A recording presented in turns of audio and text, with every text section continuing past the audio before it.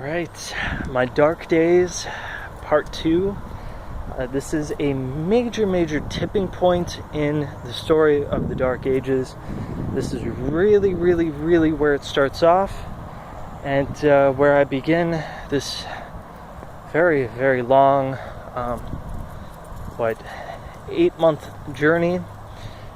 Before that, I would say the Dark Ages really lasted 2 months after I came back. That's when it really officially ended. So it really was a 10-month experience overall, or 9-month experience overall, probably more like. But let's get into it. So it is July 3rd. It's a month after I broke up with, me and my ex-girlfriend broke up, As I explained last video, I don't even know what to say, like if I broke up with her or she broke up with me. It was just kind of a mutual thing. We fell apart.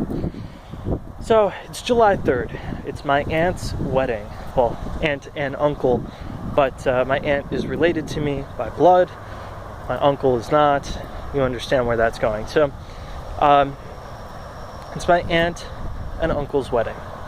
And I've never been to a wedding, never been to a major party. I've been to parties before, but nothing crazy at this time, really. I mean, as I've said before, I've never really been to a extremely crazy party. Weddings are about as close as I've ever gotten. And homecoming, man, was that an experience. But, so I, at this point, had never really experienced a party before. So, came into the wedding with very little expectation. At this point, I had gotten over my ex-girlfriend completely. Really didn't think about her anymore. Talking a month afterwards. I mean, yeah, every now and again she would pop up into my mind and I would think about her, but it really I don't know, I was done with her pretty much at this point. So so go to this wedding, and I should say I get into the limo. That's where it starts. I'm all dressed up in a suit. I had never worn a suit before, ever in my life. That was the first time I had ever worn a suit. And I love wearing suits now. After that experience, I want to wear more suits more often.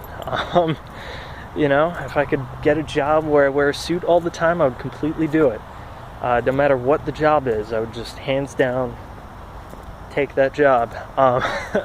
Because I love to have an excuse to have a suit on.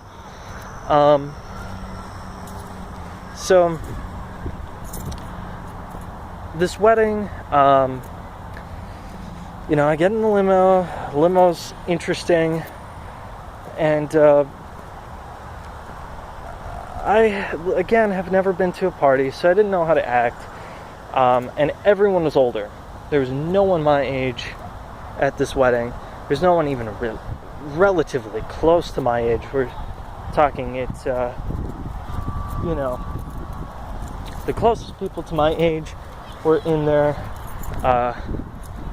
early to mid-20s, okay? So, a really big age difference. We're talking, 10 years at the least.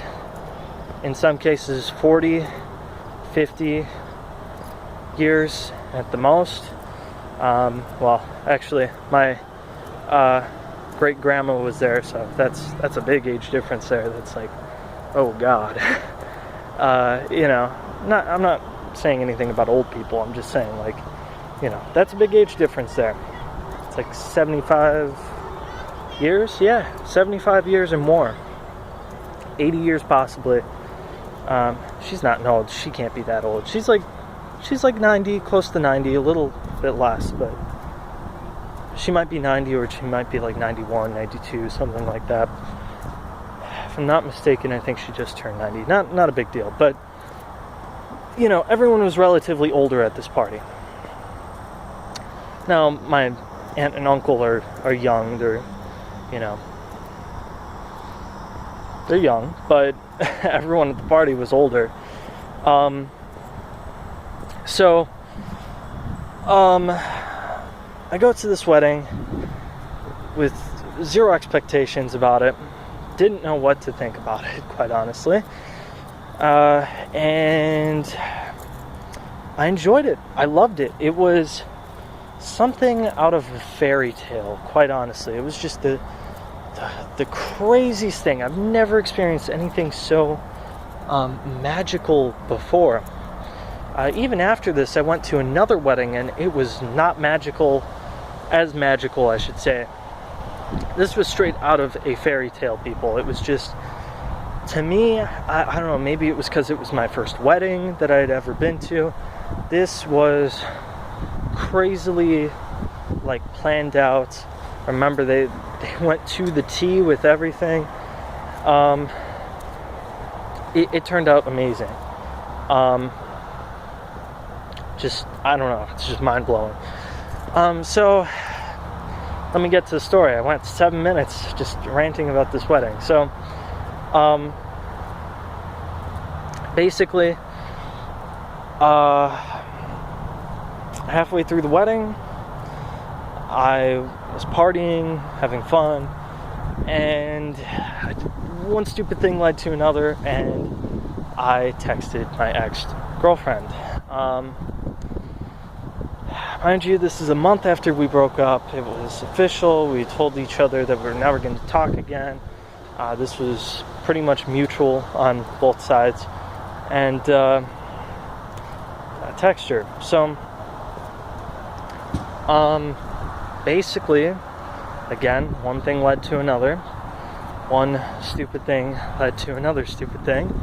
And somehow, I have no idea, to this day, I still can't comprehend how I was even convincing at all, but I didn't invite myself at all. But that's one thing I need to say. I did not invite myself. She invited me to her house for the 4th of July, which was the next day. Really bad idea, really terrible idea. So I partied the rest of the night, kept texting her, and it got really, how would I say that, in public, tensions were high in a strangely, you get the idea. Not in a bad way, just tensions were there. Again, this is just so odd for me. I still can't comprehend a single thing from this experience. So, your guess about this is as good as mine. So, basically, after that night, went to bed, woke up the next day, in a hotel room with a horrible, horrible headache, horrible nausea, and basically it was like waking up in hell. That's the best way of describing that experience. Woke up in hell and realized that I had to go to my ex-girlfriend's house and deal with her and her family while I'm absolutely sick, and I have to swim in her cold pool because it's a pool party. Oh man, was I dumb. I chose to not cancel. I chose to go, and oh man, was I dumb. So you'll see that a lot through this series. I do some really dumb crap. So I decided to go, and why disappoint? Even if it's going to kill me and I'm going to be absolutely paying for it later, just go anyway. So I went. It was a cookout, pool party. I swam a little bit, ate some chicken wings with like barbecue sauce on them. And that was actually the first time I'm a very picky eater, so that was the first time I've ever tried barbecue sauce. I actually loved it. I really haven't tried it all that much afterwards, but I'd definitely try it again. That's a whole nother story about being a picky eater. But so basically, I go in there and everything falls apart again, like usual. I should know the game by now, but at the time I didn't. Everything that can go wrong will go wrong when you're trying too hard in life. Everything will go wrong. So basically, again, one stupid thing led to another stupid thing. I sort of got in an argument with her father.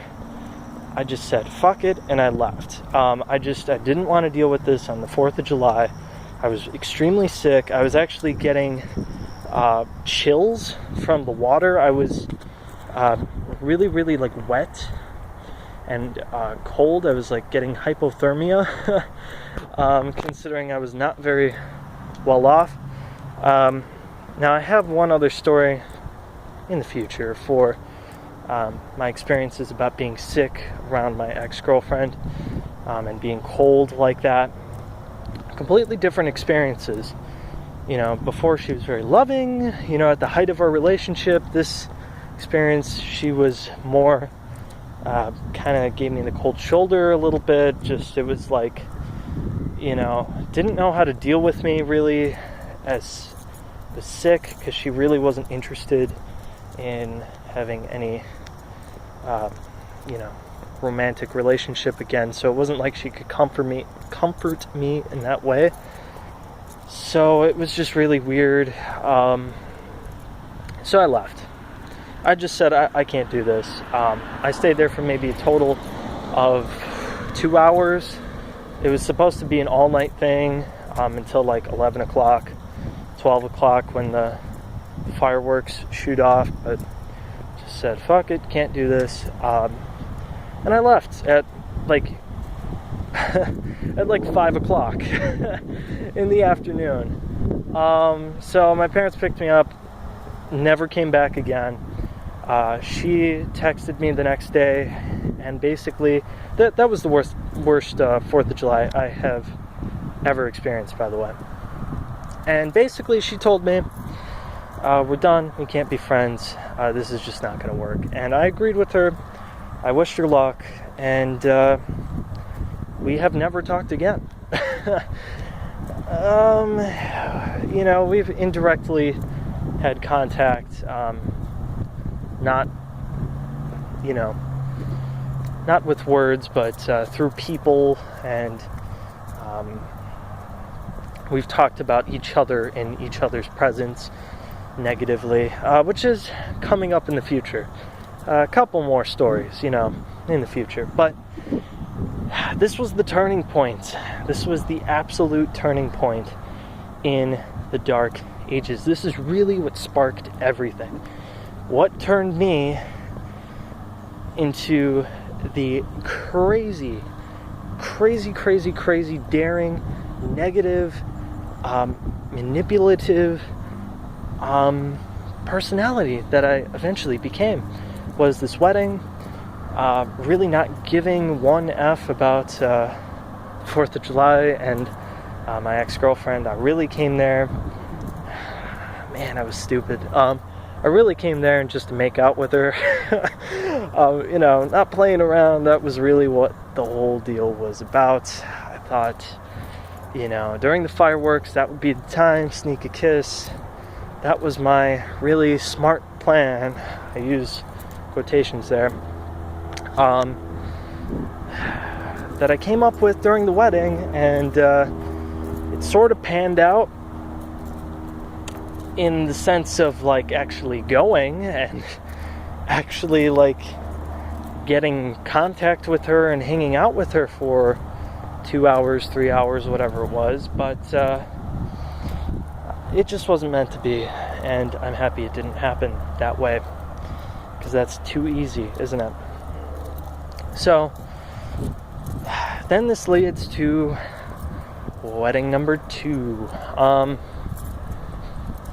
So school had started junior year. All that summer I was just partying it out, drinking loads of coffee, doing stupid crap, getting myself in trouble left and right, getting myself hurt left and right. I remember how many bruises I had gotten that summer. Really just lived life on the edge. That's basically what happened.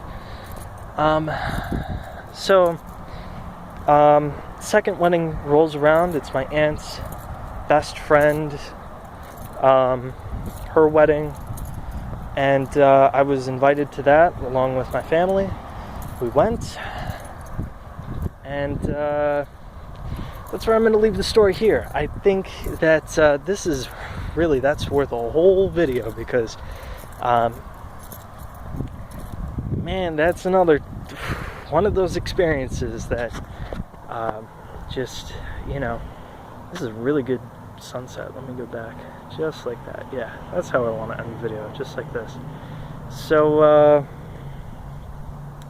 that's it, guys. I'll tell you about the second wedding coming up. School was only about a month in when that wedding happened, so really you're not missing anything about school. But oh man that story is intense. Alright, well, I'll get to that next video. So love you all. See you later. Peace.